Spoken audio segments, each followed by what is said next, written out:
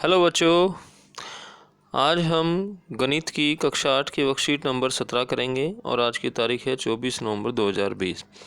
बच्चों, आज जो है खेल खेल में वर्गमूल ज्ञात करना सिखाया जाएगा और आप सबने बड़े ही ध्यान से इसको समझना है।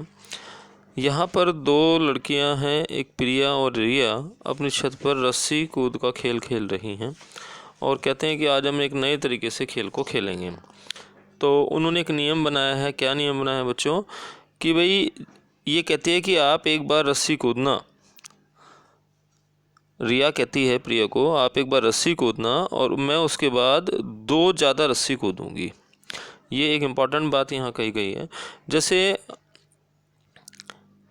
कि अगर प्रिया जो है, देखो यहाँ पर दिया गया है, एक बार रस्सी कूदती है तो रिया उसके बाद दो ज़्यादा बार यानी 3 बार रस्सी कूदेगी। ऐसी इन्होंने आपस में अंडरस्टैंडिंग की है। आप यहाँ देख सकते हैं कि सबसे पहले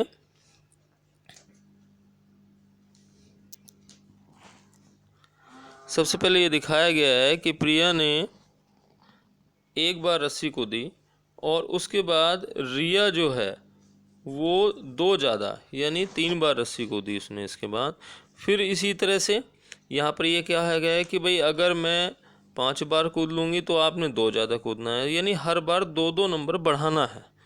ये ध्यान रखना है आपने कि यहीं पर ये नियम समझाया गया है कि भाई सबसे पहले प्रिया एक बार कूदी, फिर उसके बाद रिया दो ज़्यादा यानी वो 3 बार कूदी, फिर उसके बाद प्रिया दो ज़्यादा कूदी और इस तरह से इसी क्रम में चलते चले गए। वो हर बार दो ज़्यादा दूसरा कैंडिडेट जो है रस्सी कूदता गया। आप देख सकते हैं यहाँ पर।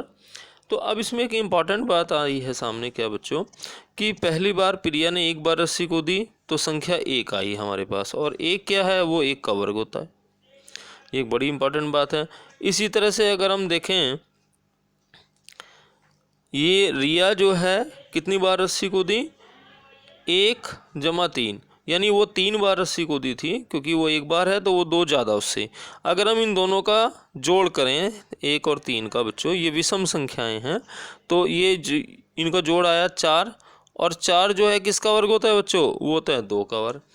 तो कहने का अर्थ ये है कि यहाँ जितनी विषम संख्याओं का हम जोड़ करते हैं वो उतनी ही संख्याओं का वर्ग बनता है। जैसे देखिए यहाँ पर 3 विषम संख्याएं हैं, 1, 3, 5। ये कितनी है विषम संख्याएं, 3। इनका जोड़ किया कितना आया बच्चों, 9 आया। और 9 किसका वर्ग होता है, 3 का। तो ये हमें एक नियम पता चल गया कि भाई जो वर्ग का नियम है वो विषम संख्याओं को जोड़कर निकाला जा सकता है। अब आप देखिए, जैसे लास्ट में ये यहाँ पर 11 संख्याएं दी गई हैं, विषम 11 संख्याएं हैं। इनको हम जोड़ते चले गए, 1, 3, 5, 7, 9, 11, 13, 15, 17 करके, और लास्ट में 21 तक जोड़ा। तो इनका जोड़ आया बच्चों कितना, 121। तो 121 है और 11 संख्याएं हैं, तो ये किसका वर्ग बना, 11 का। तो यहाँ पर ये बिल्कुल स्पष्ट हो गई है बात कि भाई जितनी संख्याओं का हम वर्ग करते हैं, जितनी विषम संख्याओं को हम जोड़ते हैं, वो उतनी ही संख्याओं का वर्ग हो जाता है। तो आप ये नियम समझ में गए होंगे कि जिस तरह से विषम संख्याओं को जोड़कर एक वर्ग को ज्ञात किया जा सकता है, उसी प्रकार विषम संख्याओं को क्रम से घटाते हुए हम वर्गमूल भी ज्ञात कर सकते हैं। अब अगले स्टेप में यही समझाया गया है कि वर्गमूल निकालने के लिए हम यही तरीका अपनाएंगे, लेकिन विषम संख्याओं को घटाएंगे। जैसे अगर मुझे 25 संख्या का वर्गमूल ज्ञात करना है बच्चों, तो हम क्या करेंगे, वैसे हमें पता है 25 का वर्गमूल कितना होता है बच्चों, 5 होता है, लेकिन हम इसको विषम संख्याओं के घटाने के आधार पर ज्ञात करेंगे। पहली विषम संख्या 1 होती है, तो हमने 25 में से 1 घटाया बच्चों, आ गया 24। अगली विषम संख्या कितनी है, 3, तो 24 में से 3 घटाएंगे, आ जाएगा 21। इसी तरह से 21 में से 5 घटाया 16 आया, और 16 में से 7 घटाया 9, और 9 में से 9 घटाया 0। हर बार विषम संख्या को बढ़ाते जाना है, एक ही विषम संख्या नहीं घटानी बच्चों। जैसे पहले 1 घटाई, फिर 3, फिर 5, फिर 7, फिर 9, इस तरह से घटाई। जब लास्ट में आपका 0 आ जाए तो आपने ये प्रोसेस को स्टॉप कर देना है। फिर ये गिनने कितने स्टेप आपने इसमें किए। देखो लास्टली कितने स्टेप किए, 5, तो इसलिए 25 का वर्गमूल हुआ 5। तो जब तक के 0 ना आ जाए घटाते हुए, तब तक आपने इस प्रोसेस को करते जाना है। अगर 0 नहीं बचता तो यानी उस संख्या का वर्गमूल आप ज्ञात नहीं कर सकते इस विधि से, ये इस बात का ध्यान रखें। उसके लिए फिर अन्य विधियां हैं, वो आप कर सकते हैं। तो अब यहाँ पर जब रिया ने ये प्रोसेस समझाया प्रिया को, तो प्रिया कहते हैं कि तुम तो बहुत ही बुद्धिमान हो गई हो कि तुम विषम संख्याओं की हेल्प से वर्गमूल निकालना भी सीख गई हो। तो अब हम इस वर्कशीट में कुछ प्रश्नों को करेंगे। 5 प्रश्न इसमें दिए गए हैं। पहला प्रश्न आप देख सकते हैं, ये पूछा है प्रिया और रिया कुल मिलाकर कितनी बार रस्सी कूदी हैं। तो अब आप देखिए प्रिया और रिया कुल मिलाकर, ये जो लास्ट की लाइन है आप इसको देख सकते हैं, जिसमें ये दिखाया गया है ये वाली लाइन कि अगर हम इनको जोड़ें तो लास्ट में आया कितना बच्चों, 121। तो इन दोनों ने कुल जो है कितनी बार रस्सी कूदी है, 121। इसी को हमने वर्कशीट में हल कर दिया है और आप इसमें देख सकते हैं कि प्रिया और रिया का जो टोटल आया है वो कितना आया, 121। तो कुल कितनी बार रस्सी कूदी दोनों ने मिलके, 121 बार। ठीक है बच्चों, अब इसके बाद जो प्रश्न नंबर 2 है आपकी वर्कशीट का, उसको आप ध्यान से देखिए। इसमें ये कहा गया है कि प्रिया ने कुल कितनी बार रस्सी कूदी।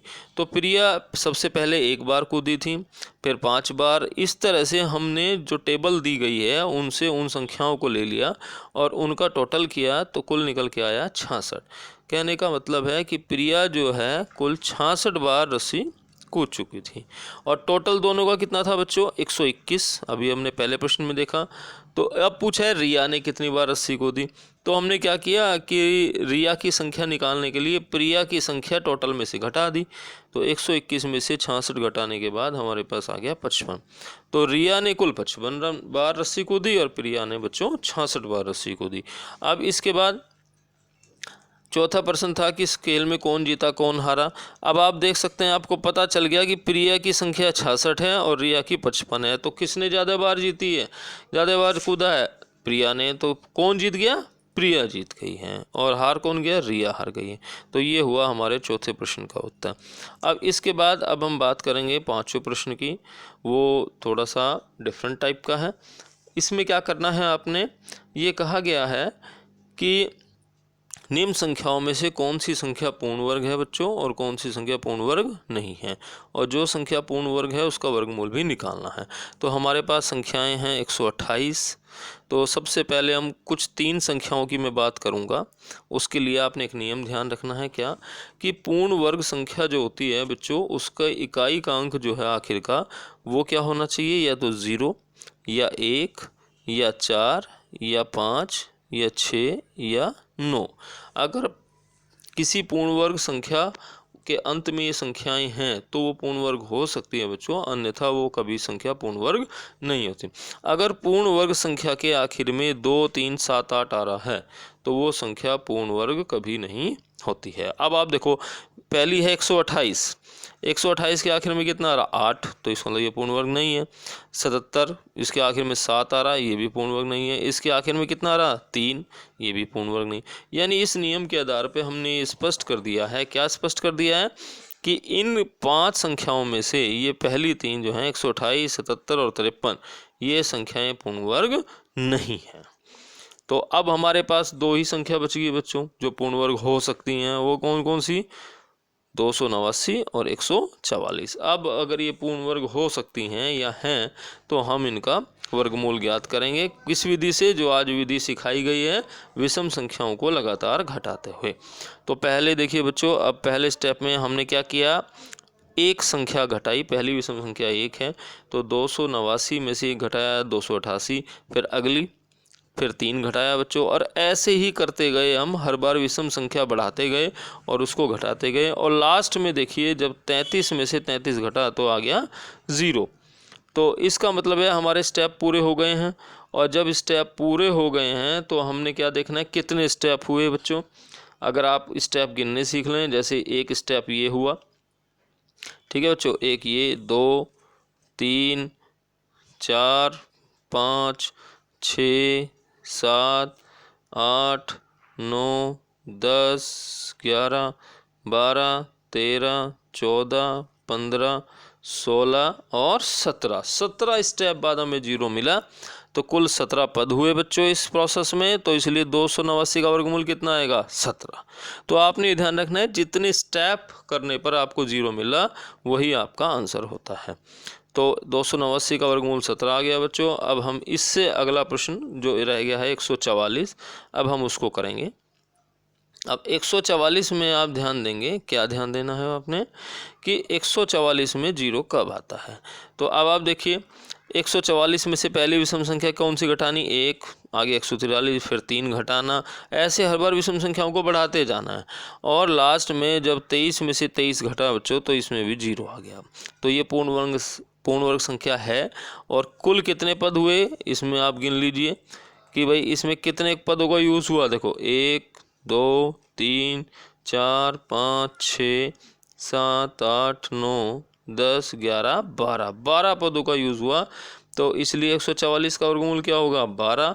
और इस तरह से आप ये समझ गए कि विषम संख्याओं को क्रम से घटाते जाते हैं तो वर्गमूल भी ज्ञात किया जा सकता है। प्रोसेस थोड़ा बड़ा है लेकिन अच्छा है, खेल खेल में आप इसको सीख सकते हैं।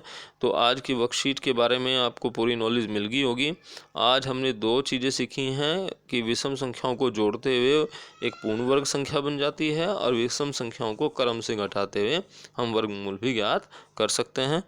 तो बच्चों अब आपने कोविड में जो है लगातार हाथों को साफ़ करना है, सैनिटाइज करना है, बिना मास्क घर से बाहर नहीं निकलना, अपने माता पिता को भी समझाना है और सोशल डिस्टेंसिंग बना के रखनी है।